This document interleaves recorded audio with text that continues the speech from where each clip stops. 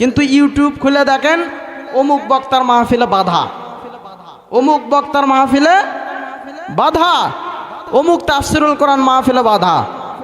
তাহলে সংখ্যালঘুর দিক দিয়ে এটা যদি মুসলিম কান্ট্রি হয়ে থাকে তো এই দেশে আমরা তো বুক ফুলিয়ে তাফসিরুল কোরআন মাহফিল করতে পারি। উচিত ছিল যে আমরা ইচ্ছা করলে হিন্দুদেরকে পিটাইতে পারতাম, ঠিক কিনা বলেন? পারতাম কিনা? যেহেতু সংখ্যাগরিষ্ঠ মুসলমান আমরা বেশি, আর এই দেশে হিন্দু অনেক কম, ইচ্ছা করলে ওদেরকে কুচু কাটা করতে পারতাম। কিন্তু আমার আল্লাহ শিক্ষা দিয়েছেন, আমার নবী শিক্ষা দিয়েছেন, আমরা কোরআন পড়ে শিখেছি, হাদিস পড়ে শিখেছি যে কোনো জাতিকে, কোনো দলকে, কোনো ধর্মকে আঘাত দিয়ে কথা বলার মতো কোনো সুযোগ মুসলমানদেরকে দেওয়া হয় নাই, ঠিক কিনা বলেন?